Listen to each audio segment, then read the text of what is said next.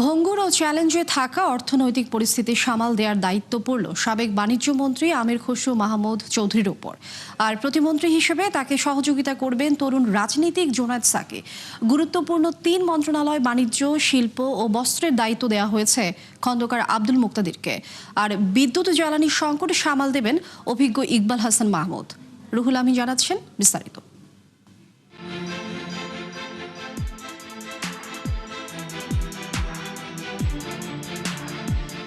কার কাঁধে পড়ছে আওয়ামী আমলের লুটেরা অর্থনীতি উদ্ধারের দায়িত্ব?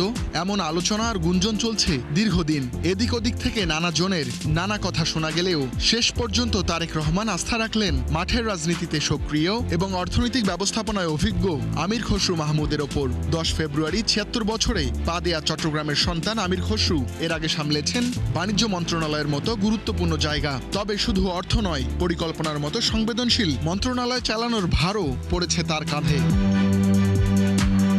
আমির খসরুর কাজের পরিধি, চাপ ও গুরুত্ব বিবেচনায় তাকে সহযোগিতা করার জন্য দায়িত্ব দেয়া হয়েছে তরুণ রাজনীতিক জোনায়েদ সাকিকে 2 মন্ত্রণালয়ের প্রতিমন্ত্রী হিসেবে। জনগণের পক্ষে সোচ্চার কণ্ঠস্বর 53 বছর বয়সী সাকির সংশ্লিষ্ট অভিজ্ঞতা যদিও তুলনামূলক কম।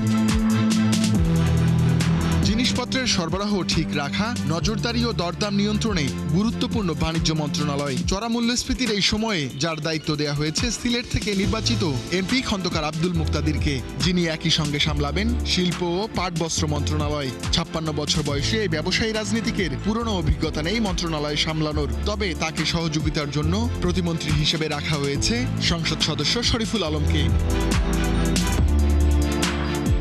1.5 দশকের অব্যবস্থাপনা ও লুটপাটে ক্ষতবিক্ষত বিদ্যুৎ জ্বালানি খাত সরবরাহ ঠিক রেখে সাধারণ মানুষ ও শিল্প কারখানায় স্বস্তি দিতে তাই বড় চ্যালেঞ্জ রয়েছে সরকারের সামনে। এমন বাস্তবতায় তারেক রহমান ভরসা রাখলেন পুরনো কাণ্ডারি ইকবাল হাসান মাহমুদের ওপর। 76 বছর বয়সী রাজনীতিক টুকু এর আগেও সামলেছেন এই মন্ত্রণালয় প্রতিমন্ত্রী হিসেবে। আর এবার পাশে পাচ্ছেন যশোরের তরুণ সাংসদ অনিন্দ ইসলাম অমিতকে। অর্থনীতির জন্য আরেক গুরুত্বপূর্ণ মন্ত্রণালয় কৃষি, সেটি সহ মৎস্য ও খাদ্য মন্ত্রণালয়ের দায়িত্ব পেয়েছেন কুমিল্লা রাজনীতিবিদ আমিনুর রহমান।